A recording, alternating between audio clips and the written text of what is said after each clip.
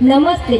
દૂધથી લઈને વિકાસ સુધી એક નવી ચળવળ, ખેડૂતોના કલ્યાણ માટે સહકારની પળપળ, સફળતાના સોપાને ચડી નવો દીવો પ્રગટાવ્યો, બનાસ ડેરીએ સમગ્ર દેશમાં નામ કમાવ્યો. સહકારની આ શૃંખલા પરિશ્રમની છે ઓળખ, દૂધમાંથી સમૃદ્ધિની તકલીફો દૂર કરનારા ખેડૂતોની શાન છે, બનાસની છે ઓળખ. આજે આપણે ગર્વથી બોલી શકીએ, ભારતની પ્રાણ શક્તિ આ છે બનાસ ડેરી. અત્રે ઉપસ્થિત મંચસ્થ મહાનુભાવો તથા અહીંયા બેઠેલી જિલ્લાની તમામ બનાસ ડેરીનું મહામૂલું ગૌરવ એવી મહિલા દૂધ ઉત્પાદકોને હું કાજલ પ્રજાપતિ લાખણી તાલુકાના મઢુ ગામની વતની મસ્તક નમાવીને સત વંદન કરું છું. પહેલો, આપણા ડેરીના આધારસ્થાપક એવા ગરબા કાકાએ આ જિલ્લા માટે પશુપાલક પ્રેરણા આપી. આપણા જેવી લાખો મહિલા દૂધ ઉત્પાદકો પોતાના પગભર બન્યા. બનાસ ડેરીએ આ જિલ્લાના પોતાના પશુપાલકોને પોતાનો પરિવાર માને છે. બનાસ ડેરીના સતત પ્રયાસોથી આ જિલ્લાના પશુપાલકો આર્થિક સમૃદ્ધ બન્યા છે. બનાસ ડેરીએ બીજા દેશના પશુપાલકોને આર્થિક સમૃદ્ધ બનાવવા માટે પોતાનો પરિવાર માનીને દેશના અલગ અલગ રાજ્યોમાં 8 પ્લાન્ટો બનાવવામાં આવ્યા છે.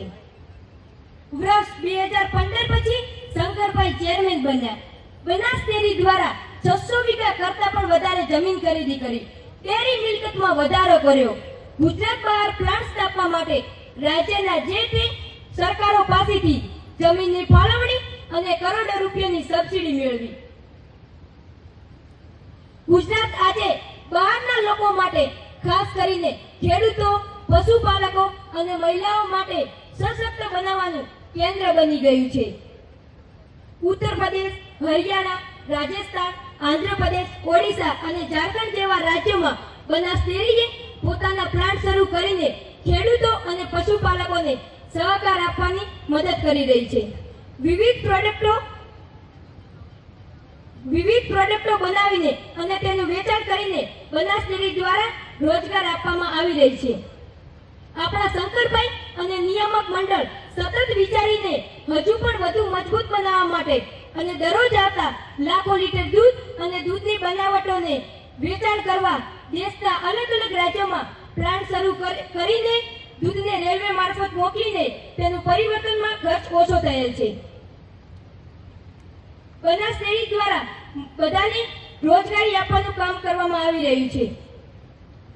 માનનીય નરેન્દ્રભાઈ મોદી સાહેબ 23 ફેબ્રુઆરીના રોજ બનાસ ડેરી દ્વારા 30 એકર જમીનમાં કરોડોનો ખર્ચ કરીને ખર્ચ નિર્મિત બનાસ કાશી વિશ્વનું લોકાર્પણ કર્યું હતું. આ પ્લાન્ટ થકી 1 લાખ લોકોને રોજગારી આપી રહી છે.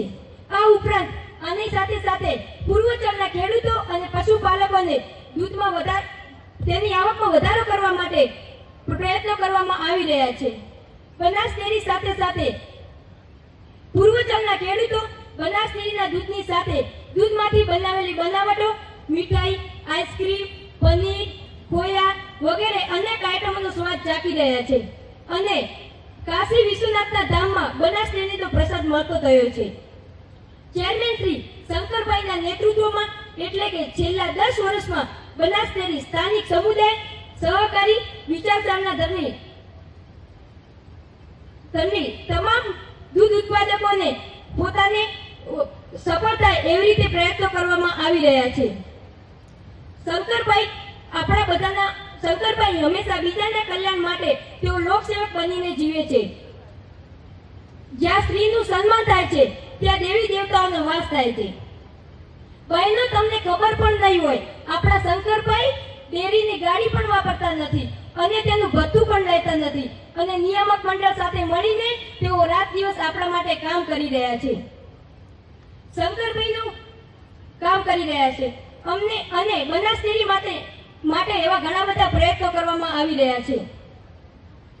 સહકાર એટલે સાથે મળીને કામ કરવું, સાથે મળીને બોલવું, સાથે મળીને આગળ વધવું, ધર્મ, જાતિ, સંપ્રદાય ભૂલીને તમામ ભાવ. જગાનાથી લઈને છેક જલાળા સુધી દૂધ પશુપાલકોને સમાજ સેવા, સમાજ ભાવ અને દૂધ ભાવ મળી રહ્યા છે.